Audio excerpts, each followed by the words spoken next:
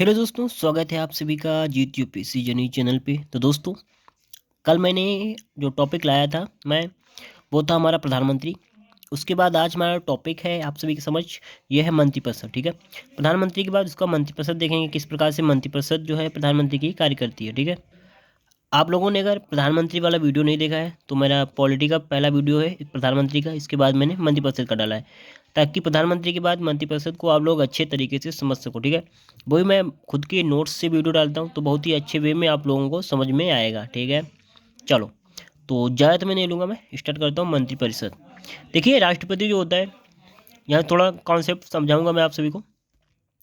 ये राष्ट्रपति जो होता है, ये शपथ दिलाता है किसको? प्रधानमंत्री को शपथ दिलाता है, नियुक्ति करता है, तो प्रधानमंत्री जो है मंत्रिपरिषद का गठन करता है अपने। ठीक है, प्रधानमंत्री की सलाह पर राष्ट्रपति जो है मंत्रिपरिषद की गठन करते हैं। प्रधानमंत्री जो है मंत्रिपरिषद का हेड होता है। क्या होता है? हेड होता है। 4 मंत्रिपरिषद होती हैं, कैबिनेट मंत्री होते हैं और राज्य मंत्री होते हैं, उप मंत्री होते हैं व संसदीय सचिव होते हैं, जिसका पद राजीव गांधी की सरकार के बाद में ख़त्म कर दिया गया। ये नहीं है, लेकिन अब 4 तब भी हम काउंट करेंगे। ठीक है, अब सिर्फ कैबिनेट मंत्री होते हैं, राज्य मंत्री और उप मंत्री होते हैं। ठीक है, और इस चारों को मिलाकर के हमारी बनती है मंत्रिपरिषद। क्या बनती है? मंत्रिपरिषद बनती है। और प्रधानमंत्री मंत्रिमंडल किसे कहते हैं? तो प्रधानमंत्री का मुख्य मंत्रिमंडल होता है, वो सिर्फ उसमें सिर्फ और सिर्फ कैबिनेट मंत्री शामिल किए जाते हैं। ठीक है, कैबिनेट मिनिस्टर ही शामिल होते हैं, उसे कहते हैं मंत्रिमंडल। और इन सभी का हेड होता है, वो होता है प्रधानमंत्री। ठीक है, कॉन्सेप्ट आप लोगों के समझ में आया होगा। चलिए, अब हम पहला पॉइंट देखते हैं कि प्रधानमंत्री की अध्यक्षता में एक मंत्रिपरिषद होती है, जो कि राष्ट्रपति को अपने कार्यों को पूरा करने के लिए सलाह देती है। मंत्रियों ने राष्ट्रपति को क्या सलाह दी है? ठीक है, मंत्रियों ने राष्ट्रपति को क्या सलाह दी है या देती है?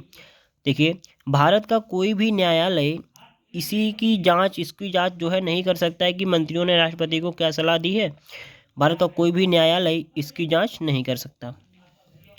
मंत्रियों की कुल सदस्य संख्या प्रधानमंत्री सहित मंत्रिपरिषद में लोकसभा की कुल संख्या का 15% से अधिक नहीं होगा। ठीक है, ये प्रावधान दिया गया है कि मंत्री हम उतने मंत्री बनाएंगे, वो 15% से वो मंत्री ज़्यादा नहीं होंगे, उनकी संख्या ऊपर नहीं होगी। तो ये कहाँ पे दिया गया है? ये हमारा मेंशन किया हुआ है 91वें संविधान संशोधन अधिनियम 2003 में। ठीक है, आगे पॉइंट है हमारा कि मंत्रिपरिषद सामूहिक रूप से लोकसभा के प्रति जिम्मेदार होती है। मंत्रिपरिषद जो होती है सामूहिक रूप से पूरी तरीके से प्रतिबद्ध होती है लोकसभा के प्रति। ठीक है, और लोकसभा का अध्यक्ष कौन होता है? तो वो होता है प्रधानमंत्री। मंत्रियों के वेतन भत्ते संसद द्वारा निर्धारित होते हैं। और जो मंत्री परिषद के मंत्री होते हैं, इनके वेतन की बात करें या भत्तों की बात करें, तो ये वेतन भत्ते इनके मंत्री परिषद जो है संसद के द्वारा निर्धारित होते हैं।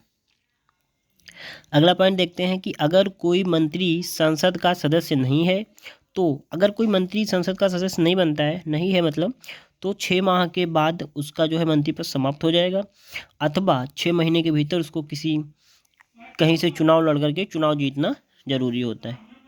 चलिए आगे देखिए, प्रत्येक मंत्री को संसद के किसी भी सदन की जो है संसद की किसी भी संयुक्त बैठक में और संसद की किसी भी समिति में जिसमें उसका नाम है भाग लेने का अधिकार प्राप्त है। जो हमारा मंत्री है वो संसद के किसी भी सदन में भाग ले सकता है, अधिकार प्राप्त है। लेकिन लगा हुआ है, क्या लेकिन है? लेकिन उसे सिर्फ संसद में जो है बैठने का अधिकार प्राप्त है, लेकिन उसे मतदान का अधिकार प्राप्त नहीं होता है इस एंगल से। ठीक है, मतदान ये उसी में करेगा जिसका वो सदस्य होगा, चाहे लोकसभा का हो या राज्यसभा का हो।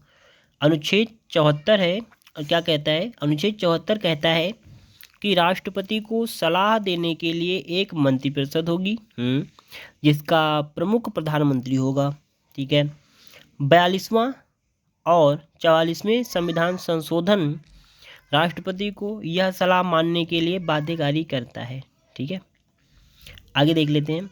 मंत्रिपरिषद में निम्न श्रेणियों के मंत्री होते हैं। कौन कौन से मंत्री होते हैं?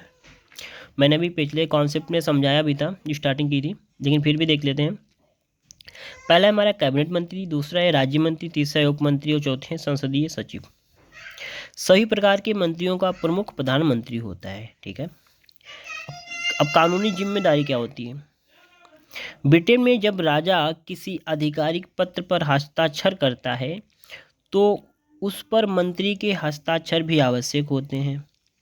ब्रिटेन में क्या होता है, ब्रिटेन में ये कॉन्सेप्ट चलता है कि मान लो कोई राजा जो है किसी भी बिल या विधेयक को पास कर रहा है, पारित कर रहा है, तो उसमें स्वयं राजा भी हस्ताक्षर करेगा और जो उसका मंत्री होगा वो भी हस्ताक्षर करेगा।